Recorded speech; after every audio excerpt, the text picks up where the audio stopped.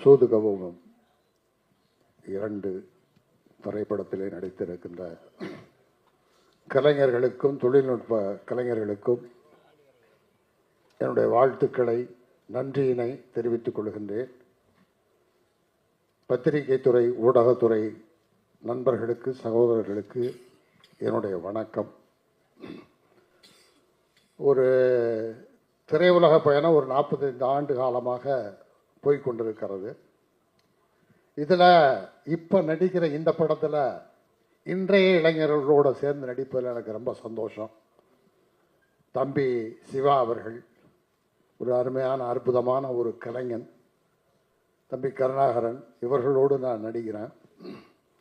சிவா எப்படின்னா திரைப்படத்தில் வந்து வில்லனாக நடிப்பாங்க, நேராக பார்க்கும்போது ரொம்ப சாஃப்டாக இருப்பாங்க. படத்தில் காமெடி பண்ணுவார், நேராக பார்க்கும்போது ரொம்ப கோபக்காரராக இருப்பார். ஆனால் சிவாவை பொறுத்த வரைக்கும் படத்தில் எப்படி ப்ளசண்ட்டாக இருக்காரோ அதே மாதிரி தான் ஷூட்டிங் ஸ்பாட்லேயும் ப்ளசண்ட்டாக. அவர் மட்டும் இல்லை, அவரை சூழ்ந்து இருக்கிற ஏரியாவே வந்து கலகலப்பாக வச்சிருக்கிற ஒரு அருமையான ஒரு நல்ல தம்பி. அவர்களோடு நடிப்பதற்கு எனக்கு கிடைத்த வாய்ப்பு பெரிய மகிழ்ச்சியை கொடுக்கறது. இரட்டிப்பு மகிழ்ச்சி என்னென்னா, 45 வருஷமாக நடிச்சுக்கிட்டு இருக்க ராதாரவி அவரோடையும் நான் இந்த படத்தில் நான் நடிக்கிறேன். எம்எஸ் பாஸ்கரோடையும் நடிக்கிறேன்.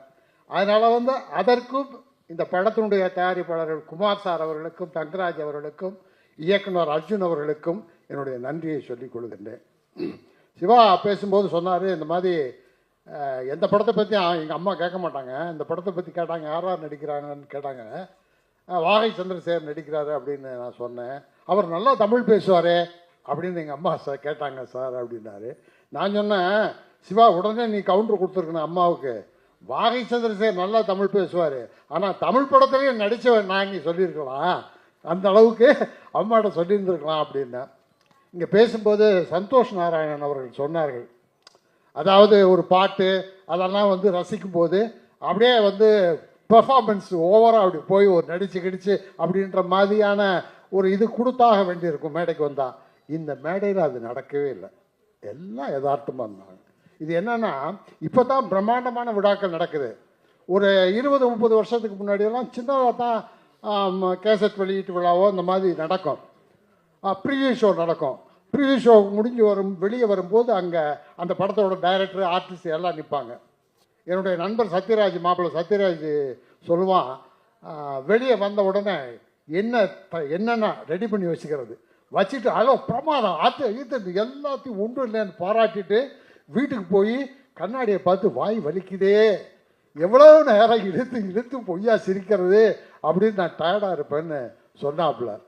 ஸோ அது வந்து எந்த படமாக இருந்தாலும் 6 மாதம் எடுத்தாலும் 1 வருஷம் எடுத்தாலும் 5 வருஷம் எடுத்தாலும் அந்த படத்தை வந்து வெற்றி படமாக அமையணும், இந்த படம் ஓடணும் அப்படின்னு தான் படம் எடுப்பாங்க. அப்படி இருக்கும்போது அந்த படத்தில் இருக்க நிறைகளை மட்டும் வாழ்த்துட்டு வர வேண்டியதான் நம்முடைய வேலை.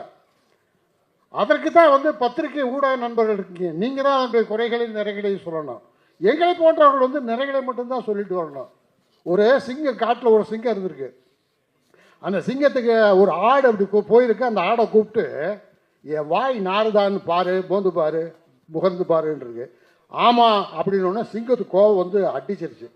என்னையவே பார்த்து என் வாய் நாருன்னு சொல்லுகையா அப்படின்னு சொல்லி துரத்தி விட்டுருச்சு. அதுக்கப்புறம் ஒரு ஓநாய் அதை பார்த்துக்கிட்டே இருந்தது. ஓநாயை வந்தது. ஓநாயை கூப்பிட்டு என் வாய் நாறுது பாருன்னு சொல்லிச்சு.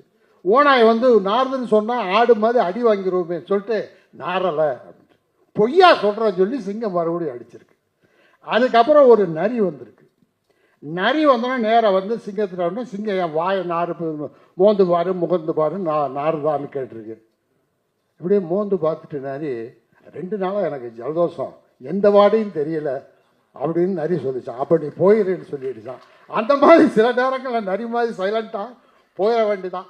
அப்படியெல்லாம் இருக்கு. ஆனால் இன்றைக்கு என்னன்னா, அன்றைய காலம் வேற, இன்றைய காலம் வேற.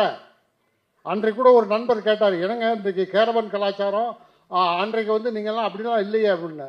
அன்றைக்கு மரத்தடியில் எல்லோரும் ஒன்றா உட்காந்துருந்தோம். அதாவது அதுலேயும் குறை இருக்குது, நிறைய இருக்குது, இதுலேயும் குறை இருக்குது, நிறைய இருக்குது. அங்கே ஒன்றா உட்காந்து எவ்வளோ நேரம் பேசிக்கிட்டே இருப்போம், அரட்டை அடிச்சுக்கிட்டே இருப்போம். அப்புறம் போர் அடிச்சோன்னே சேர அப்படி திருப்பி மரத்தை பார்த்து ஒருத்தர் உட்காந்துருவோம். அது கேரவனில் உட்காந்துருக்கும் போது தானே. ஸோ இப்படியெல்லாம் நடக்குது. இப்போ கேரவனில் எல்லோரும் ஒன்றா உட்காந்து அரட்டை அடிக்கிறது நடக்குது.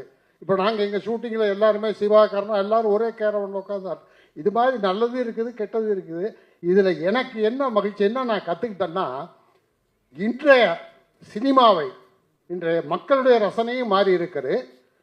மக்களுடைய ரசனையும் இன்றைக்கு மேடைகள் என்று பேசினார்களே, ஒரு புதிய திரையுலகத்தை புதிய பாதையிலே புதிய இலக்கை நோக்கி எடுத்து செல்லுகின்ற இளம் இயக்குநர்களாம் இங்கே வந்து வாழ்த்தினார்கள். ஸோ அந்த மாதிரி திரையுலகமும் புதிய பாதையிலே கொண்டு செல்கிறது. மக்களுடைய ரசனையும் மாறி இருக்கிறது. டெக்னிக்கலாகவும் ரொம்ப இம்ப்ரூவ்மெண்ட் இருக்குது.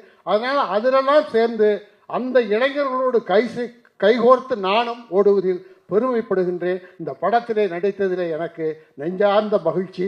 அதற்காக தயாரிப்பாளர்களுக்கும் இயக்குனருக்கும் கலைஞர்களுக்கும் தம்பி சிவா போன்ற என்னோடு நடித்திருக்கிறவர்களுக்கும் கதாநாயகிக்கும் என்னுடைய நெஞ்சார்ந்த நன்றியை சொல்லிக் கொள்கிறேன். வணக்கம். வாழ்த்து வந்த அனைவருக்கும் வணக்கம். சுருக்கமாக பேசிட்டு நரி மாதிரி சைலண்டாக போயிடலான்னு பார்க்குறேன். Sir thank you so much. எனக்கு ஆர்டிஸ்டாக நான் அப்பப்போ நினச்சி ரொம்ப சந்தோஷப்படுறது, எங்கள் ஃப்ரெண்ட்ஸ் எல்லாரு கூடயும் ஷேர் பண்ணுறது, சீனியர் ஆர்டிஸ்டோட ஒர்க் பண்ணுறதுக்கு ஒரு ஆப்பர்ச்சுனிட்டி கிடைக்கும் போது அவ்வளோ சந்தோஷமாக இருக்கும். ஏன்னா நம்ம சின்னதுலேருந்து பார்த்து ஒரு இன்ஸ்பிரேஷனாக வச்ச பல பேரோட ஒர்க் பண்ணுறதுக்கு ஒரு ஆப்பர்ச்சுனிட்டி கிடைக்குது. Thank you so much sir.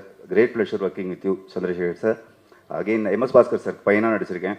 Radha Ravi sir மற்றும் எல்லா ஆர்டிஸ்டோடையும் ஒர்க் பண்ணது ரொம்ப சந்தோஷம். அகில உலக சூப்பர் ஸ்டார் சிவா அண்ணாவோட ஒர்க் பண்ணது ரொம்ப சந்தோஷம். நான் நலன் பேசும்போது சொன்னார், சிரிகுமார் சார் வந்து ஸ்கிரிப்ட் படிச்சுட்டு ஆலையும் ஜட்ஜ் பண்ணுவார் அப்படின்னு. அதில் வந்து அந்த ஜட்ஜ்மெண்ட்டில் ஆக்சுவலாக நான் அவுட்டு. அருமை பிரகாசம் ப்ரோ லாஸ்ட் மினிட்ல என்னை வேணான்ட்டார்.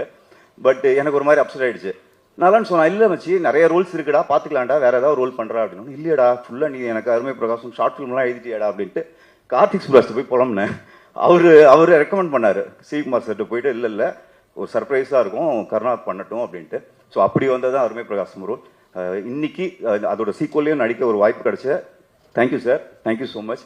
வாழ்த்து வந்த அனைத்து இயக்குநர்களுக்கும் நன்றி, பத்திரிகை நண்பர்கள் அனைவருக்கும் நன்றி. Thank you so much. எல்லாருக்கும் வணக்கம். இங்கே வந்திருக்க ப்ரெஸ் மீடியா எல்லாருக்குமே ஒரு பெரிய thanks. And one of the biggest thanks for all the legends. Tamil சினிமாவோட எல்லா லெஜெண்ட்ஸுமே இங்கே தான் இருக்காங்க. ஸோ அவங்க எல்லாருக்குமே ஒரு பெரிய நன்றி. And Shiva sir, thank you for being a wonderful costar. And கீழே உட்காந்து நிறைய ப்ரிப்பேர் பண்ணேன். மேலே வந்தோடனே எல்லாமே மறந்துடுச்சு பயத்தில். And I'm so nervous. And CV sir, ரொம்ப தேங்க்ஸ். எப்படி நலன் சாருக்கு கார்த்திக் சாருக்குலாம் நீங்கள் ஒரு சான்ஸ் கொடுத்தீங்களோ அதே மாதிரி எனக்கும் ஒரு சான்ஸ் கொடுத்து இந்த மூவியில் என்னை ஹீரோயினாக போடுறதுக்கு ரொம்ப நன்றி. And Karuna sir, thank you for being a wonderful costar. And December 13th movie release ஆகுது. கண்டிப்பாக எல்லோரும் தியேட்டரில் பாருங்கள். தேங்க்யூ. தேங்க்யூ அண்ட் வாழ்த்துக்கள். ஸோ நன்றி மூவருக்கும் நன்றி சார். தேங்க்யூ.